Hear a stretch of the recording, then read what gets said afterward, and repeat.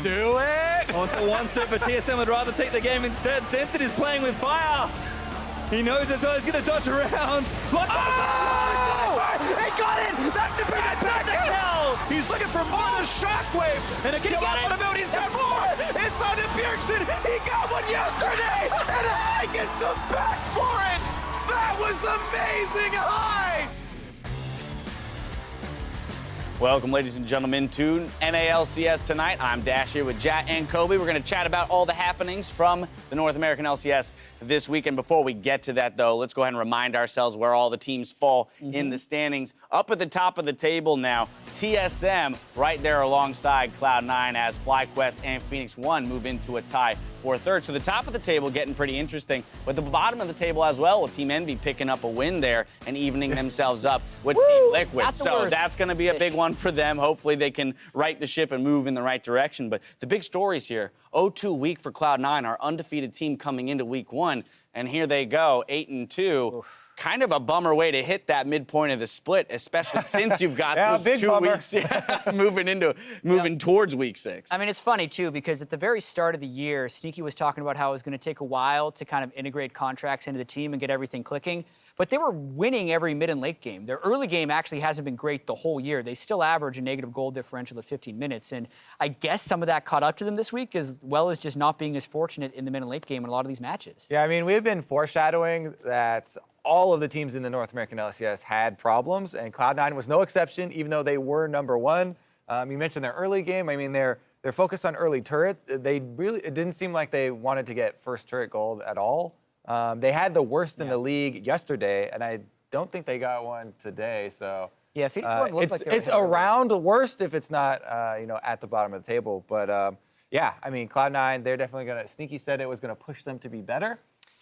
Sure. Maybe they will push through some of these early issues. But the other types of things we're seeing were contracts. Some of his invades would be in collaboration with a solo laner or, with someone pushing up. Some of them wouldn't be. Right, but Cloud9 not the only team that struggled this weekend. Echo Fox as well, for example. But all these teams having to deal with the change in patch 7.3, and with that came some interesting changes to the pick ban. Of course, we saw the red side bans, the typical red side bans, switch up a little bit, and kind of a flurry of new picks. We had Janet, J4, Vlad, Shaco, and Kled all picked up for the first time this weekend, as well as Soraka making her appearance on the field. No, the Shaco.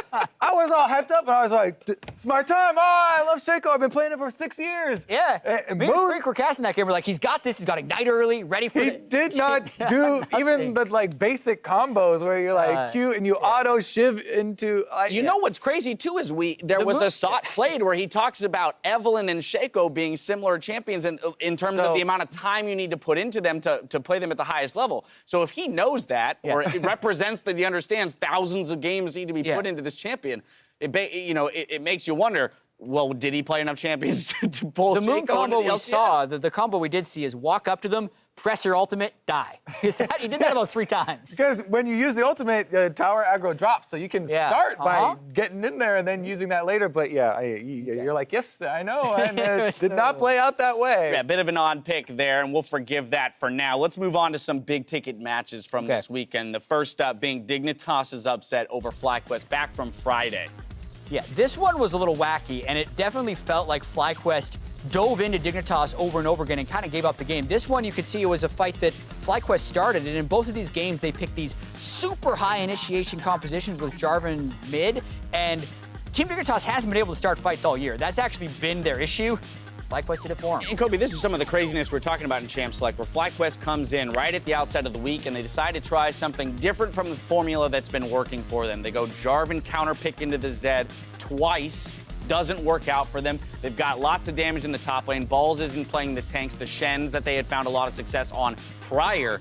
And so, maybe a bit of a misstep here in Champ Select from the team. And the thing is, FlyQuest, and actually any team that High is ever on, always plays with this bloodlust. And he's very aggressive in his calls. He likes to take risks. And even though, Balls is an outstanding, historic Rumble for North America, and you do have a Jarvan Cataclysm to try and hold them in place, so that seems like it, those should be able to combo well. It's more to me about the calls that he's just going for. Like, he is just in there with every single fight. They just want to always From a theoretical standpoint, this all-in comp looks pretty good, right? There is some synergy between the top and the mid lane and whatnot, but for whatever reason, those fights, we saw people escaping with 20, 30% health, and just it wasn't falling in FlyQuest's favor that evening. Yeah, and it is something that I feel like has been somewhat true of FlyQuest all year, where they're making calls that don't necessarily have the best theory behind them, but they work because they're so decisive.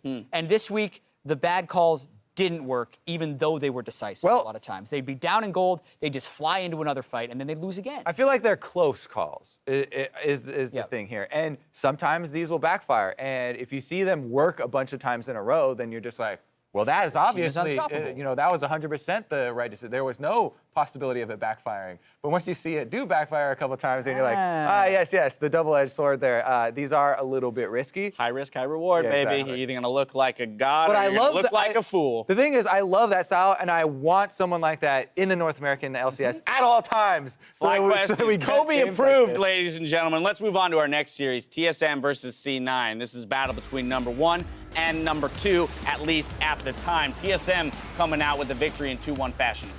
Yeah, the first Orianna pentakill of the week we got to see from Bjergsen here at the Yeah, beginning. now they're not even special anymore, right? Everybody can do it. do Who that. doesn't get a pennant? But really, this series was super close. Although TSM did have leads in all 3 games, this is the game 2 you're seeing where they kind of ended up throwing it away a little bit.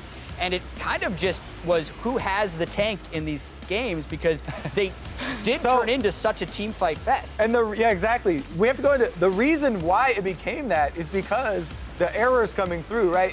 It's possible to win without a tank. It's just there's a small margin for error when you don't have one. And when you do have one, you're allowed to walk into crowd control. In fact, you're supposed to, and you have someone on the front line to soak these things up. If you don't, then you have to use your CC that you have on your team. You have to use your focus fire. You have to be very careful, with how you're controlling your flanks and clearing all the wards, so that the Nautilus doesn't walk up and knock all 3 of your members up inside the enemy base. And yeah, Impact with a big Nautilus play there in that second game to extend the series to 3. TSM able to close it out, though, and shorten that game lead. They, of course, would then win against FlyQuest today, and that's the 3rd and final series I want to touch on. And this is what allowed TSM to tie C9 in the standings here at the end of Week 5. Yeah, and this was a huge week for TSM because it was looking grim for them after getting 2-0'd by Equifox and then having both these teams on their schedule. But you look at the end of that game 1, pretty decisive. It got a little dicey here when FlyQuest was forcing them into Baron over and over again. But even this fight, TSM was fighting from 5,000 gold ahead.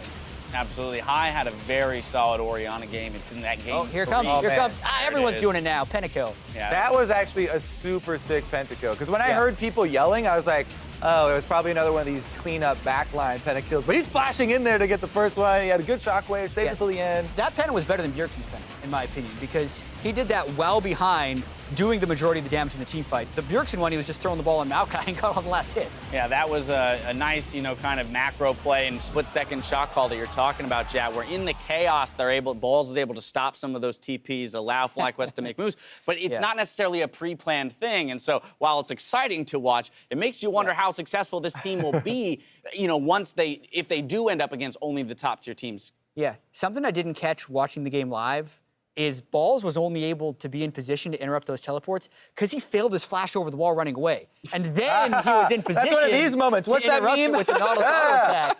Yeah.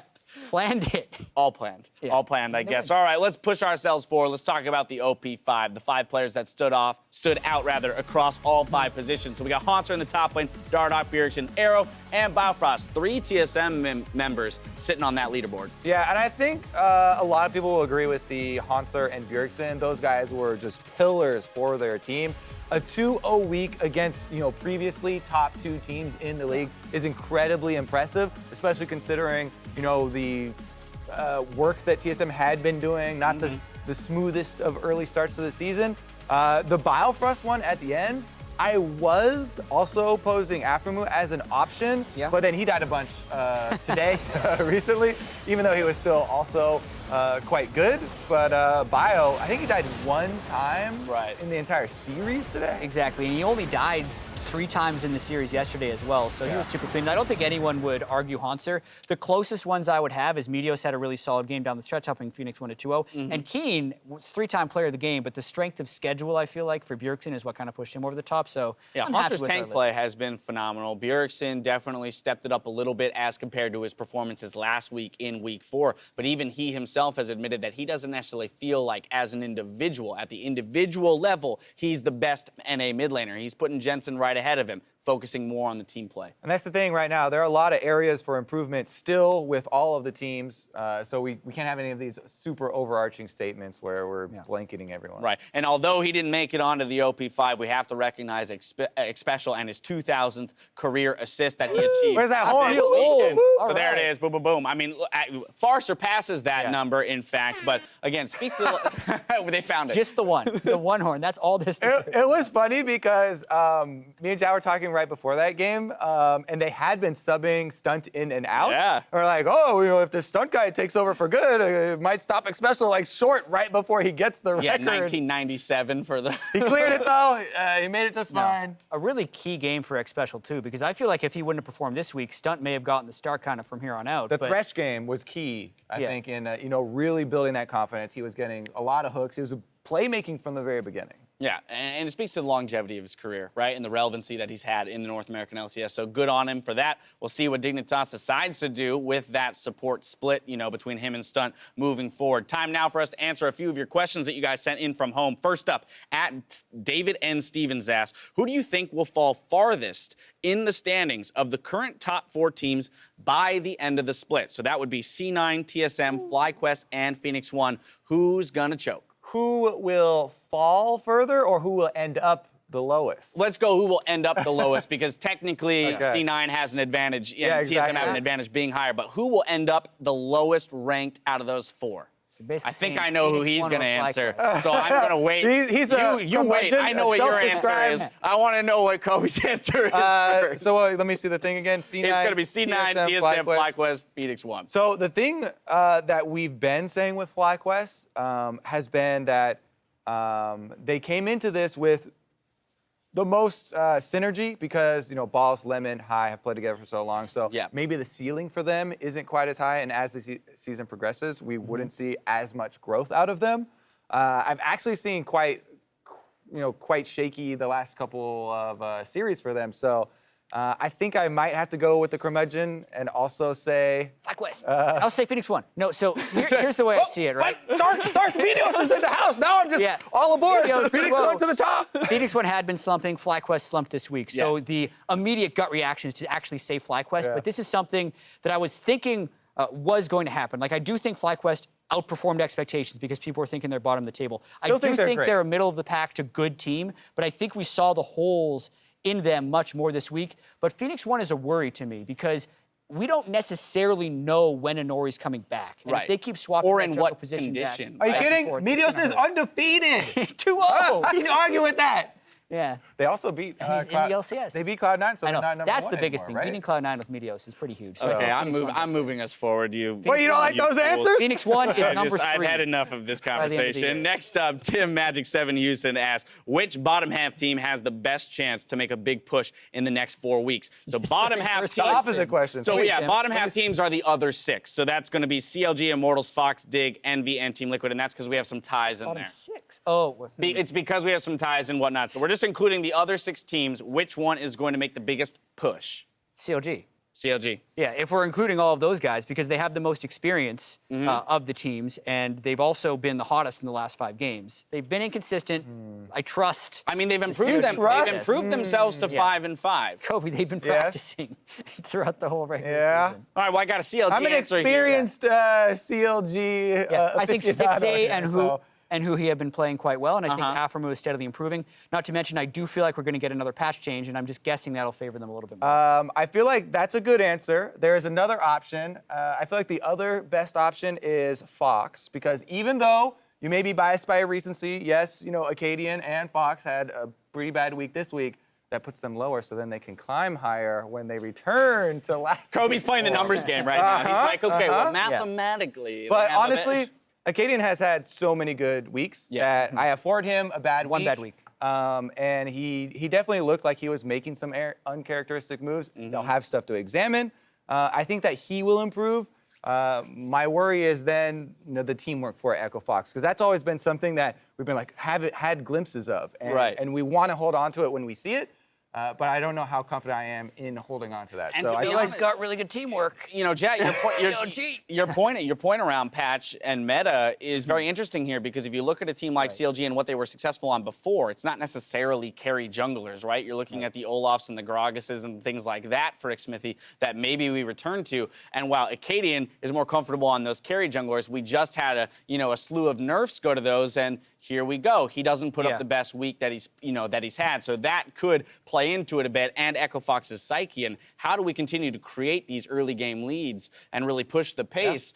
Because it all came from Acadian before, and if it's not going to come from him now, who is going to be the person responsible for that? Also, the CLG talking very openly about how they want to return to just focusing on their own play and not, being distracted so much by what the other teams are doing is kind of promising, and kind of does revive that faith that people have that they'll come around by the end. Yeah, well, that brings us to the end of NALCS tonight. My question to you, gentlemen, is so soon, James? We have to go. I hate to do this to you, Kobe. I hate to do it to you, but I got 2 weeks left. Yeah, we got 2 weeks. Well, we get 2 weeks here before we get to week 6. No NA teams are going to IM Katowice. No NA teams are going to IM Katowice, so they're all going to practice. Yeah. They're all going to be in the dark. We'll see what happens that comes the other We'll side be deprived of NA plays. We will be the best league in the world post-break. It's just training montages everywhere. We got to let him finish. He keeps. No, it's There was technically no limit to how long this show can be. That's true.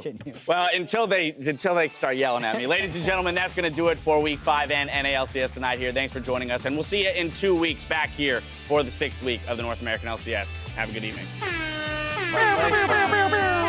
Yeah, I was going to tap your toes at the end of that.